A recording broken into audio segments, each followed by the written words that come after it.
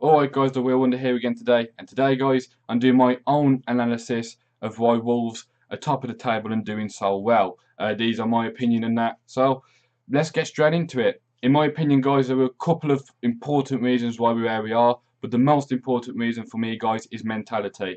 I think if you have the best team in the world, but you can't get rid of a losing mentality when you lose one or two games, you're not going to do very well, you know what I mean? And it's mentality is everything in football. It doesn't matter if you've got the best players or the worst players. And that is one thing Wolves have got this season. We have strong mentality as a group. It's not just one or two players who keep playing well consistently or whatever. It's as a group we have that mentality. We lost to Cardiff. Next two games we've picked up 4 points. That's what you need to do.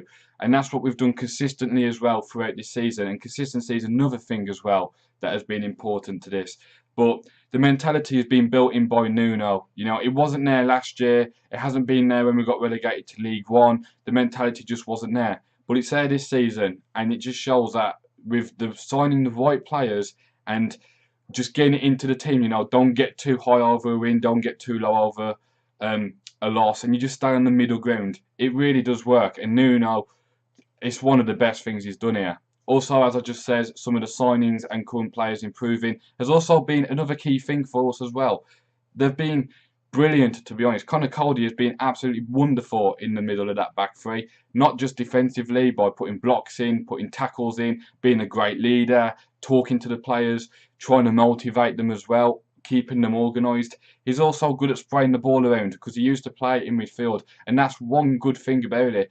It if Neves can't play a pass or Sias can't, then have to play it back to COADY. COADY has put some lovely balls out to the wingers, like Doherty and Douglas and that. Some lovely balls just to get them like 40 yards down the pitch even and to start an attack. And that's, I think COADY has been the most improved player from who was here last year. Yes, he has played more games than like Price in the league and Bath. You know, I think Bath's done well as well. But to be fair, you can just say COADY has just jumped up to another level, and it's been absolutely remarkable. And he's only 22 as well, 22, 23.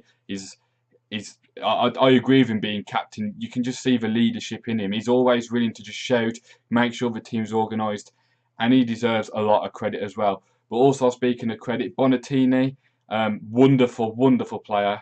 You know, I have to be honest, when we signed Bonatini, I was like, we need another striker as backup. I don't think he's going to get into double figures or whatever. Or if he does, we'll probably just be like 12, 13 goals. But at the moment, he looks like he's going to go on and score about 30 goals this season. So fair play to Bonatini. Definitely, I thought he was going to be a good player, but I didn't think he'd be as good as he's turned out to be. And it's not just goals, he's got 4 assists, but it's not just that. He's very important to the way Nuno wants to play. He's a very good link-up man. He brings the wide players into it, he brings the midfield into it. He's just someone you can pass the ball to, he can take a good touch and lay it out to the wing or something and just bring other players in. And for the time where Jota and Cavallero were getting goals and stuff like that, he was very important to that. Just coming back so that the space was there for them to run into. So fair play to Bonatini. He's an absolute wonderful player. His partnership with Jota just seems to keep getting stronger and stronger. Jota, he's got a couple of assists as well this season, and I've got to be honest, most of them are probably to Bonatini. The partnership those two have gained is just unbelievable, and if we can keep those two fit, we're going to keep going far as well in the attacking sense. My only problem with Cavallero is Cavallero could be as good as Jota in what he's doing, but he just seems to take too long at times and not as decisive as he could be. He's still a good player, and I think he's still brilliant for us, and it's a great outlet. But sometimes, like Enter Bakari, you just need to pass, move, and cross, or you need to pass, move, and shoot, or something like that. You can't just keep trying to beat the same bloke over and over again. But it's just something for them to learn. They're both young and that, so it's just good to see that we have such a great young talent up front as well. Now, guys, speaking of talent, probably one of the best talents, not for being on the score sheet, but just for keeping the whole Wolves performance going in general, is Ruben Neves. When Ruben Neves puts tackles in, gets the ball and plays fantastically, Wolves seem to as well. We just seem to keep having good performances. When he's not at his best, you can see Wolves dip a bit. And every team has this key man that we rely on. As we don't rely on him, but in midfield, it's got to be Ruben Neves. You know, I think you can put anyone in there and they can do a decent job, but they can't do the Ruben Neves job. They can't. He just seems to be great all round. He just seems to have the the intelligence to know where the ball might go and all like that. He's got the stamina to keep pressing and that. He's got the passing range is awesome. He's got beautiful long shots as well. He scored one at Hull, and since then he's made a few saves, and some of them have gone wide and that, but they always look threatening. And he's also good at tackling. Some of his tackles that he puts in are really good. And he's built a good partnership with Sayas as well. And I think Sayas has improved a bit as well. He's been more consistent this season. So those are some of the key points, I think, guys, of why we've been good. Mentality, no bad signings really. Smart signings is a better way of saying it. The improvement from the current players here at the club, it's all of them. And that has to be probably the most important reasons why. But here, guys, are some statistics in the league this season. We have the best goal difference in the league so far. Doesn't mean too much, but it's always a good thing to have a good goal difference. And we've got plus 14, which I think is about 3 or 4 goals ahead of the next best one. We've scored the most goals in the league so far, 29.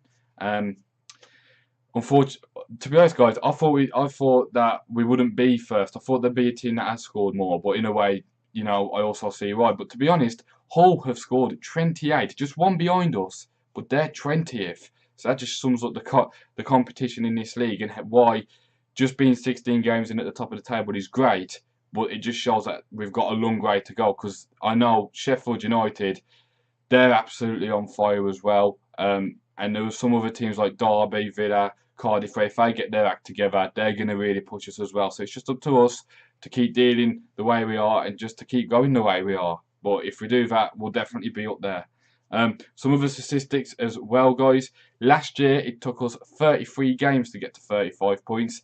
This year, it's took us 16. Less than half of them games. Well, just under half of them games. So if we carry on the way we are, by the time we get to that stage, you're going to be looking at about 70 points, and that would be absolutely incredible if we did that, because that's near enough guaranteeing a top 3 finish. Hopefully a top 2, but you can't tell because in recent years, some teams would have won the league with like 90 points, but instead they've finished about 4th. So that just sums up this league as well. It's getting more competitive each time. Bonatini is the highest goal scorer in the Championship. He has 10 goals and 4 assists. That's just absolutely brilliant. Like I said earlier, fair play to him. I didn't think he'd do that well. And also JOTA is 9th highest. He has 7 goals and 2 assists. Yeah, he's got a few assists, but 9 goals from your winger in about 16 games and 14 from your striker in about 16 games. That's really, really good. So you can't ask for much more than that, to be honest. I think Ivan Cavallero on that has had probably got about 4 or 5 assists as well. I know he got 2 against Villa and he's got some as well against Burton and that. So fair play to Ivan Cavallero as well. He's got a couple of assists. Not quite as many goals, but as a winger, if a striker's scoring goals and you're playing well as a team, it doesn't really matter. And that's about it from me today, guys. That's my analysis of Wolves. Let me know what you guys think in the comment section. What do you think Wolves are doing well? If you're new, hit the like button and subscribe. If you like the video, why not like it anyway? And just comment, guys. I like reading some of the comments. I like seeing what you guys think of as well. And I'll speak to you later, guys.